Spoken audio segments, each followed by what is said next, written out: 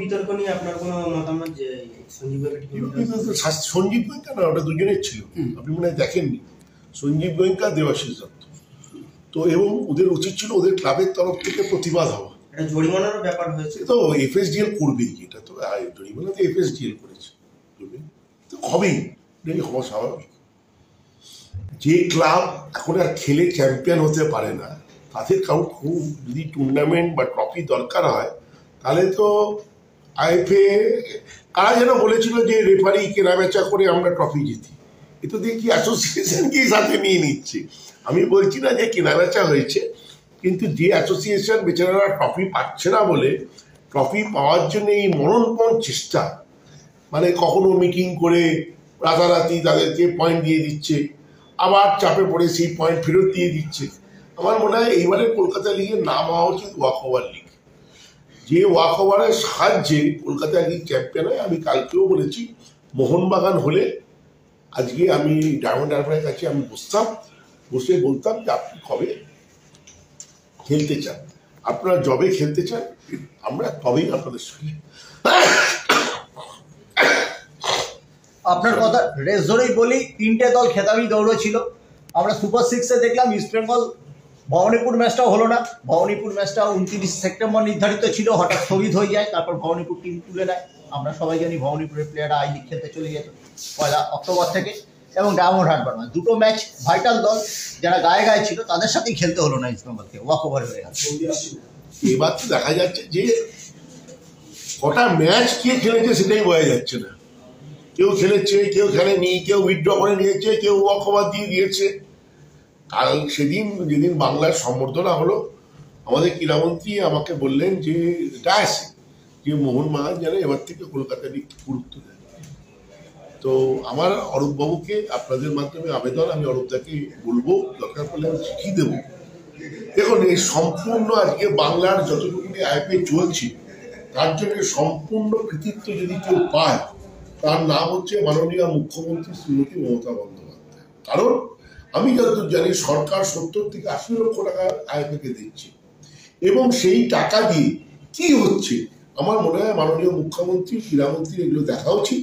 এই যে টাকা এইভাবে নয়চয় হচ্ছে, কোনো লিগ এইরকম অবস্থা, বাংলার ফুটবলে এরকম অবস্থা, আজকে সন্তোষ ট্রফি একটা জিতে গিয়ে সেটাই ভাবছে যে সর্বশেষ হয়ে গেল বাংলার ফুটবলের শেষে, সেটা তো ঠিক না। মাননীয় মুখ্যমন্ত্রী এদের চাকরির ব্যবস্থা করে দিলেন, কিন্তু আজকে আইপিএল কর্মকর্তারা যেরকম হাস্যস্কর একটা লিগ চালালো, তার মানে আমি ভাষায় প্রকাশ করতে পারছি না, আমার খুব হাসি পাচ্ছে। এবং কোনো বিশেষ ক্লাব, আমার কিছু এখনই আমার এক্সিকিউটিভ মেম্বাররা বসছিল, সমর্থকরা আমার কাছে এসেছিল, তাদের আমার কাছে দাবি হচ্ছে আপনি মিষ্টি কিনে মিষ্টি পাঠান। তখন আমি বললাম যে আমি আর ওদেরকে ছোট করতে পারবো না, এই ট্রফিতে মিষ্টি পাঠানো যায় না, সেটা ওদেরকে অপমান করা হবে।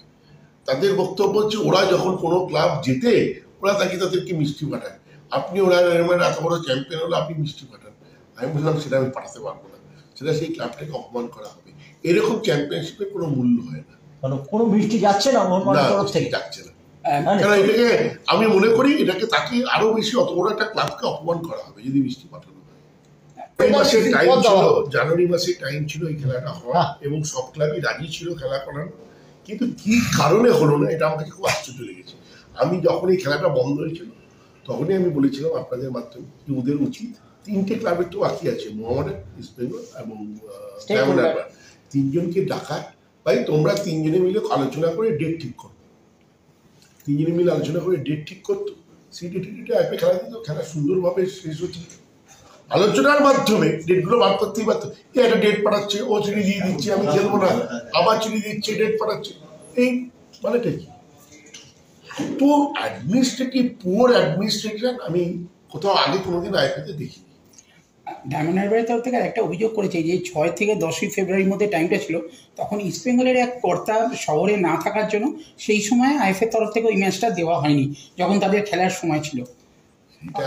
আকাশ ব্যানার্জি নিজেই, ভাইস প্রেসিডেন্ট, নিজেই বলেছেন যে শীর্ষকর্তা কলকাতায় থাকবে না বলে আমরা ম্যাচ দিতে পারবো না। এটা আইএফএ জানাচ্ছে ডায়মন্ড হারবারকে, ইস্ট বেঙ্গলের শীর্ষকর্তা।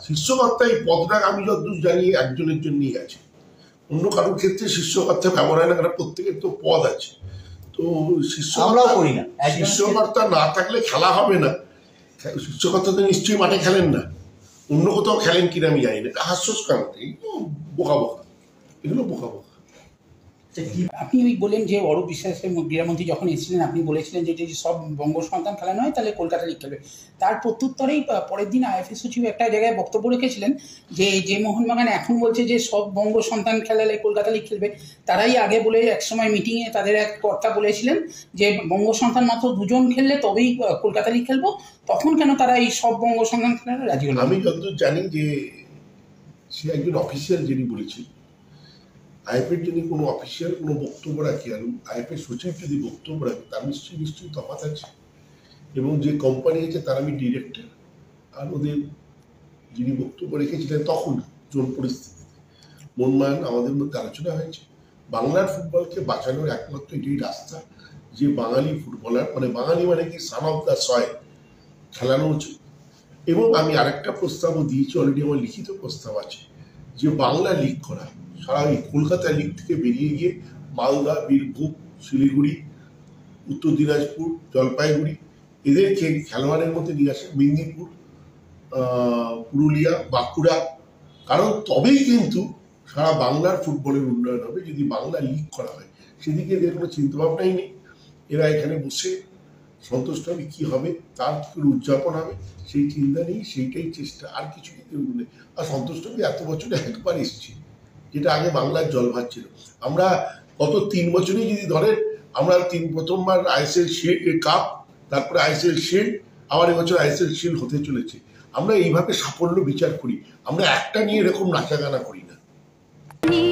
উৎসবে উপহারে নিত্য প্রয়োজনে শাড়ি ও রেডিমেড পোশাকের একমাত্র ঠিকানা রাজলক্ষ্মী, হিন্দ মোটর স্টেশনের নিকটে।